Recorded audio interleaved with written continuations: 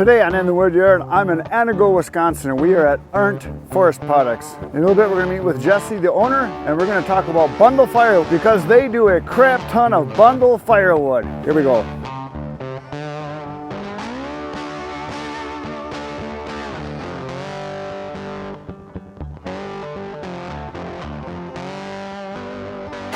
So we're here with Jesse, the owner, Mr. Arndt, the man that started all this. Now, how long have you been doing firewood? Since probably 2005, but then we were sawing lumber in 1998. So you've been in the firewood, in the wood business since 1998. Nice, nice. Before that, you're some type of an engineer or something? I was a lineman. Lineman, I knew it was something like that. Yeah. And that was not what you wanted to do the rest of your life? I don't know how I got here, to tell you the truth. Well, you're an entrepreneur, I know that. You invented a little wood thing that you sold. Yeah, right? the timber tote log. Timber tote log, yeah. I invented that. Yeah, so it's a log with a hole in it, so it's all contained. And I've seen them in stores. Oh, yeah. So you sold that and then started doing bundle wood? We were doing bundle wood before that even. Oh, really? And we started the log, and it just grew beyond what I wanted to do. And this is our wheelhouse here. Yeah, so. Yeah. So you said all this is going to be in a warehouse and tomorrow. So it'll all be shipped down. So you ship with a semi, or you do your delivery truck down there? It'd be a semi truck will come in here and put 28 pallets on there. 28 pallets. What does each pallet weigh? Around 1,800. Oh, yeah. So this is all kiln dried? Kiln dried. How many kilns do you have now? Two kilns, and you're going to get another one? No. No, two's enough. No, two will make 3 semi loads of wood. How fast? So when we're really busy, we'll make 1 semi load of wood every day. Every day? Every day. Wow, that's amazing. And then we'll fill the kiln out there every day. No kidding. So how long is your wood in the kiln then? 48 hours. 48 hours, right? Depending on the conditions outside, 36 to 48. I mean, if it's real hot and dry, then you only need to go 36. Really? But if it's damp and cold, then you gotta go 48. And your kilns run with, is it propane or natural gas? Natural gas, okay. Nice. Yeah. Pretty cool. Yeah, you got quite the operation here. How many employees now? So right now we got 3 guys working in here. Well, 2 guys and a gal. Yeah. And when we're busy, we'll have probably 5 guys in here, 5 or 6. And how many bundlers you got? There's 3 there and there's 3 over there. So 6. Do you ever get all 6 of them going at once? Oh, yeah. Really? Oh, yeah. Just to get stuff out. Oh, yeah. That is amazing. Well, let's look around. So any of the big pieces that come in, she resplits them here. So it's a resplitter? And that's a resplitter that runs off 3-phase. Oh, yeah. And it's electric. Yeah. So that's just a power unit that she turns on. Nice. A little bit quieter than a gas engine. Yeah, well, inside you got to have something like this. Yeah. And that was a 3-point I bought off Marketplace. No kidding. And we put legs on it. Yeah. And then we got a guy to engineer this so it would be the right speed and power. Right. Nice. And anything that's big gets resplit. The junk gets put over there. Yep. If it's junky, we can't bundle it. Right. And this is the good stuff here, or the good stuff goes over there? Well, they'll use some of this over there, and then, the rest of it will go over there. We'll dump it back in. So you size it so when you're doing your bundling, you got some little ones mixed in and fill it up. There you go. So these here, are these you make these, or you get these from? You just buy them. Is that something that's made specifically for wood, or is it for like metal? I don't know what it was for. Metal cages. So I've seen them in factories where they have metal, and that's what they use them for. Nice and heavy duty, so you don't beat them up. The totes everybody thinks, totes are great. Yeah, they won't last around here very long. Well, anywhere they don't last. No. I mean, if you're doing production, you got to have something solid like that. What do these weigh a piece, do you know? Oh, they're heavy. I don't know. They're really heavy. Yeah, they look heavy. Cool. So then to dump them, we use a rotator on the skid steer. Oh, okay. So that'll fork into that, or all the baskets we have in our kiln And this will rotate up when we dump it into the wagons. Your wagons, yeah. Nice. Very nice. So are you buying pallets by the truckload? Yeah. Where do you pay a pallet? About $6. $6, yeah. I've looked them up recently, and I know there's a lot of different price ranges. Yours are non-returnable. You don't want them back, right? If I can get them If back, you can, yeah. They usually get destroyed, yeah. though. If I can, I will. So this rotator, how long have you had this? That's 11 years old, and Nice. we do want to get another one of them. Really? Just to have, I like to have 2 of everything because Oh yeah, you don't want to. retailers don't care Right, if you're broke down. you Right, know? yeah, that's just it. Production-wise, I like to have, like my cameras, I got 4 or 5 cameras. Yeah, If one dies, just grab another one. And yeah. You know, big retail chains, they don't want to hear your crybaby story about that something broke Equipment, down. nah. You better be there. yeah. Because they can find someone else. Oh yeah. And they will. Yeah. So I tell that to a lot of the people too. That's why people call me and they want a delivery, I'm there. Because if I don't deliver it, someone else will. Yeah. You got to stay on it. yeah. So your bundlers are all twisters, pretty much. All twisters, yeah. And why is that? Just because you like them, or they work good? It's Or? just what we started with. I mean, Yeah. you know, this one needs some repair. And over here, these are twisters too. Yeah. So you buy a little bit of wrap, do you? Oh yeah. How much you go through that? A box a day? When we're busy, we'll go through a whole entire pallet, which is this tall, in 2 weeks. Oh yeah. And that's the good stuff. The 80 mil. Yeah. 80 gauge. Yeah. Now there's the blown stuff, and then there's 2 different kinds of wrap, right? Yeah, I believe this is extruded. Extruded. Okay. Yeah. Yeah. One makes noise and one don't. Right. And my guys hate the stuff that makes noise. So if you notice, it doesn't make noise. Right. Yeah. How many in a pallet? We're doing 65 here. 65 in a pallet. It's warm in here, so Yeah, we got in-floor heat, and then when we gotta open the doors, we kick that on. And What about in the summer when it's hot? Open the we doors. gotta open all the doors up. No AC, huh? It stays pretty good though in summer in here. Yeah. Pretty Yeah. airy. Are these guys paid by the piecework, or are they paid by the hour? Piecework? Yeah. Yeah, that's the way to do So it. they can, Make as much as they want. Yeah. Work. Yeah. and Yeah, I'd rather work the piecework myself, because I can work pretty fast. the way we got it set up, they do well. Yeah. What kind of wood primarily? Obviously hardwood for the most Yeah, part. all hardwood.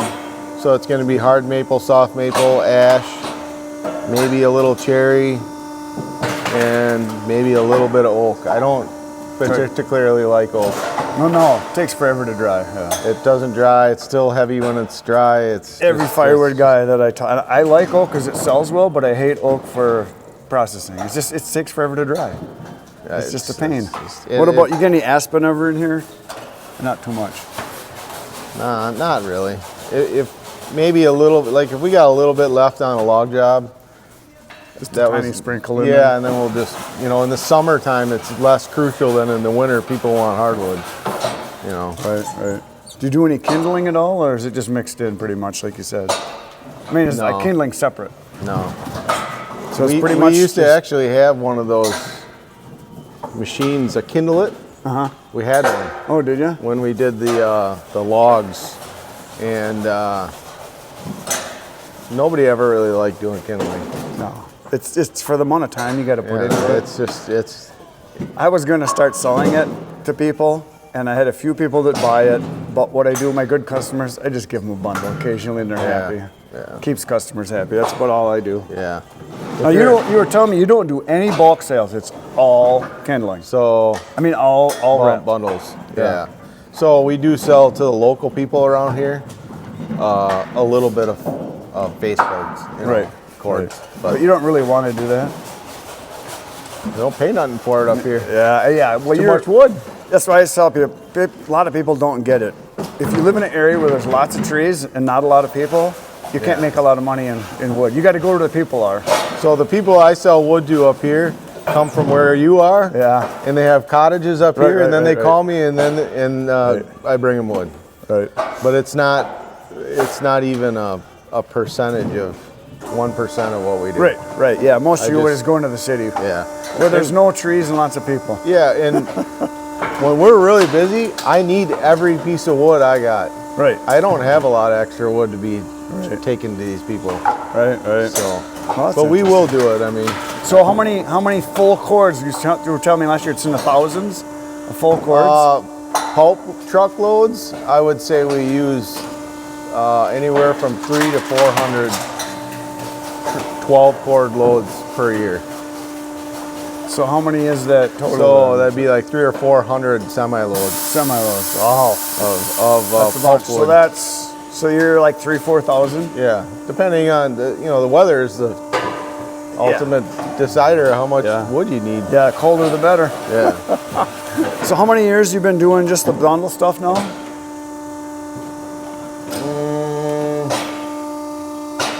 It's probably 17, 18 years. Wow.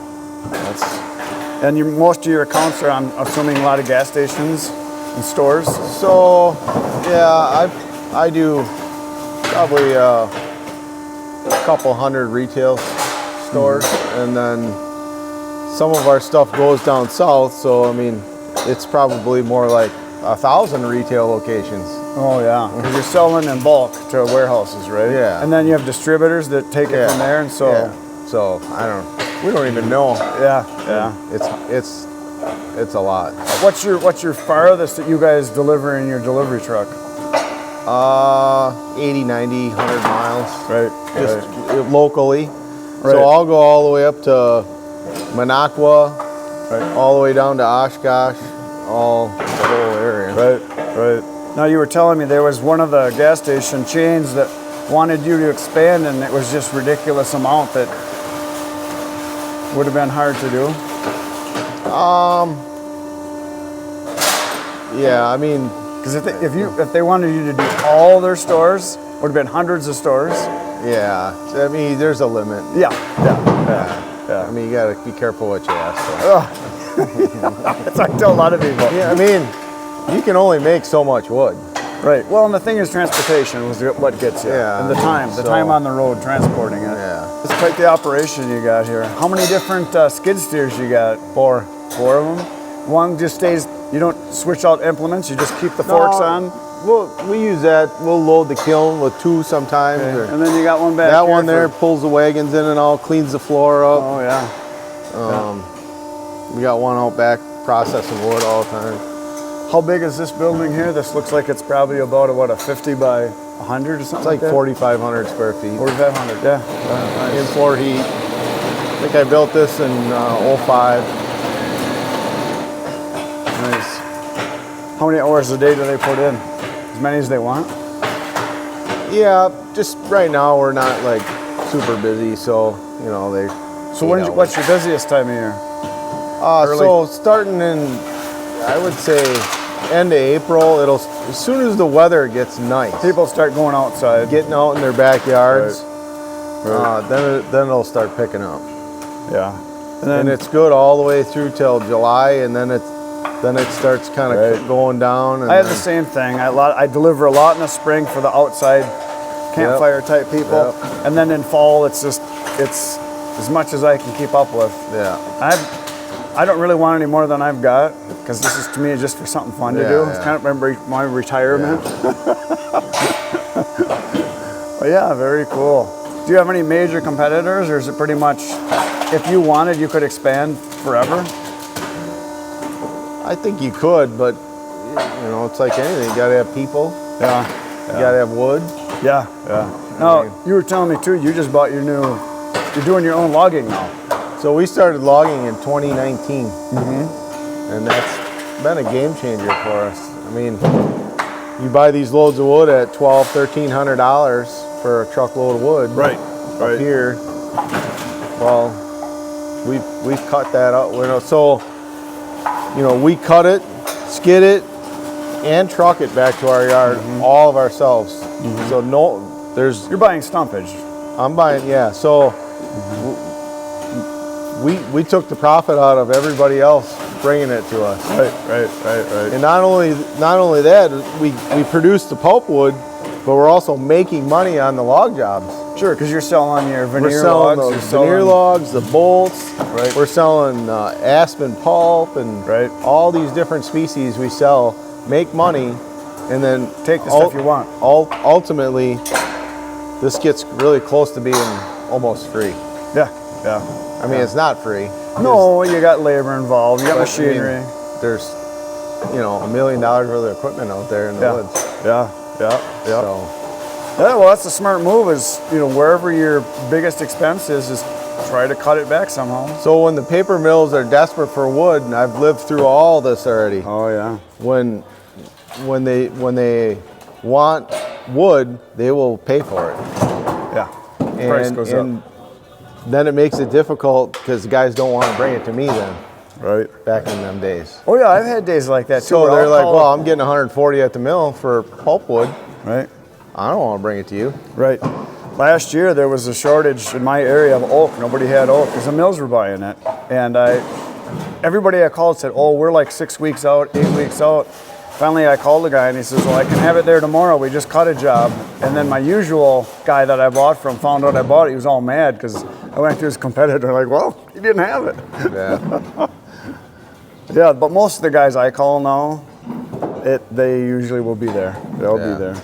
Well, that's awesome. So, yeah, there's that, the price, and then there's unforeseen weather problems. So pretty soon you get, certain times of the year, and these loggers, they may have the wood, but they can't get the wood to you because everything's all mud. Right, yeah, the mud season. So guess what? Your retailer, they don't care. They don't care. Yeah, they want. Like, I want my wood. Right, and then when you were buying from other people and they couldn't get it, the price just kept going up. Because the price would go up 50% sometimes, right? Well, 140 a cord takes the fun out of it. Yeah. Yeah, very nice. Well, very cool. Well, so that's it for today's video, folks. We're gonna go do a whole bunch more stuff. We're gonna look at this processor. We're gonna go out to the woods. So next few days, we're gonna have all kinds of stuff about how he runs the operation here. So that's it for today. Tomorrow morning, back 5:30 a.m. Good night, Irene.